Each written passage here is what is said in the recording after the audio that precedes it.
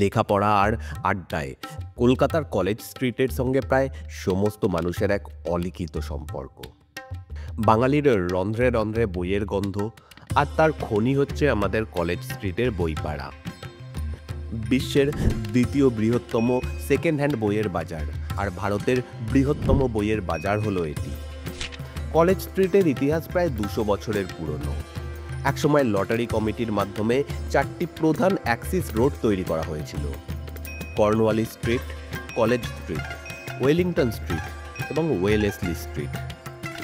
এগুলির মধ্যে কলেজ স্ট্রিটের নামটাই শুধু বদল হয়নি। আজকের পর্বে থাকছে বইপাড়ার ইতিহাসের খোঁজ। ভালো লাগলে অবশ্যই একটা লাইক এবং কমেন্ট করে জানাবেন। চ্যানেলে নতুন হলে চ্যানেলটা অবশ্যই সাবস্ক্রাইব করে নেবেন এবং আমার বানানো অন্যান্য ভিডিও এই প্লেলিস্টগুলোতে রয়েছে, যার লিঙ্ক আমি নিচে ডেসক্রিপশানে দিয়ে রাখছি।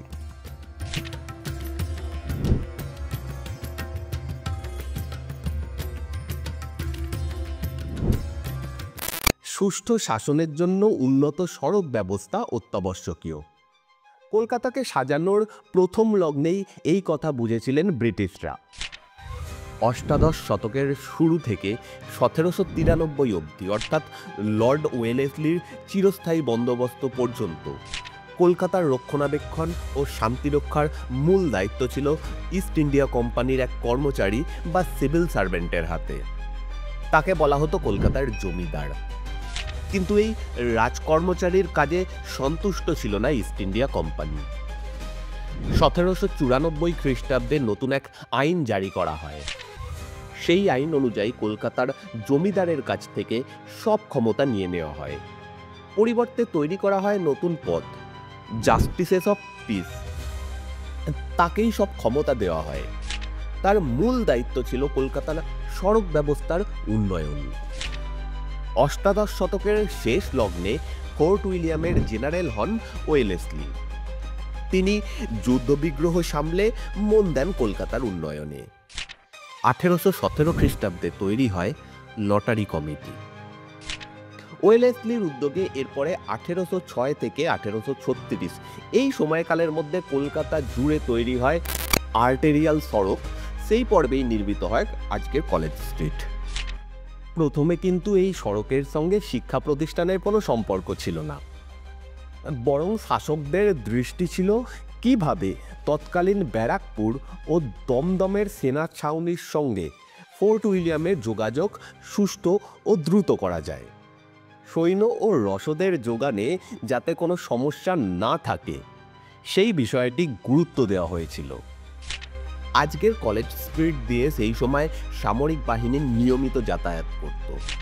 কিন্তু ক্রমে এই রাজপথের মূল পরিচয় হয়ে দাঁড়ায় শিক্ষাকে কেন্দ্র করেই। সেই পরিচয়ের মূলে রয়েছে হিন্দু কলেজ বা আজকের প্রেসিডেন্সি বিশ্ববিদ্যালয়। অথচ এর আগেই এখানে প্রতিষ্ঠিত হয়েছিল সংস্কৃত কলেজ। কিন্তু রাস্তার নামের সঙ্গে কলেজ শব্দটি জুড়ে যায় হিন্দু কলেজ প্রতিষ্ঠার পর থেকেই। তবে হিন্দু কলেজের গোড়াপত্তন কিন্তু এই রাজপথে নয়। শোভাবাজার রাজবাড়ির তৎকালীন কর্তা রাধাকান্ত দেব এবং ব্রিটিশ শিক্ষাবর্তী ডেভিড হেয়ারের উদ্যোগে 1817 খ্রিস্টাব্দের 20 জানুয়ারি শুরু হয় হিন্দু কলেজ। দেব পরিবারের অন্যান্য সদস্যদের পাশাপাশি রাজা রামমোহন রায়ও ছিলেন এই প্রতিষ্ঠানের সঙ্গে অঙ্গাঙ্গিভাবে জড়িত। মাত্র 20 জন ছাত্রকে নিয়ে প্রথম ক্লাস শুরু হয়েছিল গড়ানহাটা বা আজকের চিতপুরে গৌরীচাঁদ বসাকের বাড়িতে। মূলত হিন্দু পরিবারের ছাত্রদের জন্য হলেও প্রতিষ্ঠানের দরজা খোলা ছিল অহিন্দুদের জন্য। গৌরীচাঁদ বসাকের বাড়িতে ঘর ভাড়া করে কয়েকদিনের পঠন পাঠন চলেছিল। এরপরে চিতপুরে আরেকটি ঠিকানায় ফিরিঙ্গি কমল বসুর বাড়িতে স্থানান্তরিত হয় কলেজ।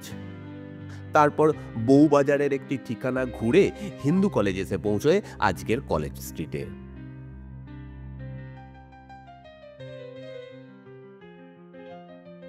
প্রেসিডেন্সি বিশ্ববিদ্যালয়ের আজকের ভবন যা আমরা দেখি, তা তৈরি হয়েছিল 1874 খ্রিস্টাব্দে। হিন্দু কলেজ নতুন ঠিকানায় আসার সঙ্গে সঙ্গে দ্রুত বদলে গেল এই জায়গাটির চালচিত্র। ঠনঠনিয়া থেকে এলাকার পরিচিতি হয়ে দাঁড়ালো কলেজ পাড়া। আরও পরে রাস্তার নাম হলো কলেজ স্ট্রিট। স্বভাবতই এখানে পড়ুয়ার সমাগম বৃদ্ধি পেল, বাড়ল বইয়ের চাহিদা। তখনও এখানে ফুটপাত তৈরি হয়নি। রাস্তার ধারে চট বিছিয়ে পুরনো বই বিক্রি করতে বসতেন বিক্রেতারা। কাঙ্ক্ষিত বইয়ের জন্য ঘন্টার পর ঘন্টা অপেক্ষা করতেন ক্রেতারা। ফুটপাতে দাঁড়িয়ে তারা বই পড়তেন। সেই ট্র্যাডিশন আজও চলছে। কিন্তু সেই সব বই ছিল ইংরেজিতে। শিক্ষামূলক বাংলা বই বলতে তখন কিছুই ছিল না। সেই অভাব ও প্রয়োজন বুঝতে পেরে সমাধানে অবতীর্ণ হলেন ঈশ্বরচন্দ্র বিদ্যাসাগর। 1846-এর শেষে বা 1847-এর শুরুতে তিনি শুরু করলেন তার বইয়ের দোকান সংস্কৃত প্রেস ডিপোজিটরি। হিন্দু কলেজ সংস্কৃত কলেজের কাছেই ছিল তার দোকান। পরে মদনমোহন তর্কালঙ্কারও শুরু করেছিলেন বইয়ের ব্যবসা। থ্যাকারের ডিরেক্টরি অনুযায়ী আজকের এই বইপাড়া মোটামুটি ঊনবিংশ শতাব্দীর 80-র দশকে শুরু হয় মাত্র 7টা দোকান নিয়ে। এর আগে কোলস ডিরেক্টরি বলছে তখন বইয়ের দোকান ছিল মাত্র 2টো। যতদূর জানা যায় এস.কে. লাহিড়ীর বইয়ের দোকানটি হলো এখানকার সবথেকে পুরনো প্রতিষ্ঠান। ঈশ্বরচন্দ্র বিদ্যাসাগর মহাশয়ের পৃষ্ঠপোষকতায় এই দোকান তৈরি হয়। 1886 সালে প্রতিষ্ঠিত হয় দাশগুপ্ত অ্যান্ড কোম্পানি, যা চালু দোকানগুলির মধ্যে সবথেকে পুরনো বলে মনে করা হয়। 1899 সালের PM বাগচির স্ট্রিট ডিরেক্টরি অনুযায়ী বইয়ের দোকানের সংখ্যা বেড়ে দাঁড়ায় প্রায় 36টিতে। কলেজ স্ট্রিট বইপাড়ার সঙ্গে ওতপ্রোতভাবে জুড়ে আছে ইন্ডিয়ান কফি হাউসের নাম। বঙ্গ সংস্কৃতির অঙ্গ হিসেবে আড্ডার তীর্থস্থান।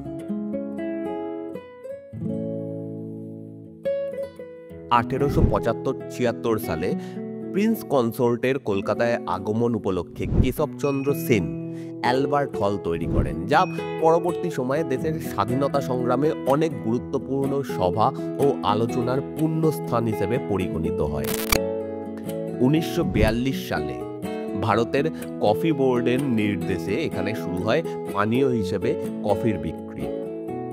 1947 সালে স্বাধীনতার পর কেন্দ্রীয় সরকার এই দোকানের নাম বদলে রাখেন কফি হাউস। সেই থেকে বহু ঘাত প্রতিঘাতের মধ্যে দিয়ে চলে আসছে বইপাড়ার এই কফি হাউস।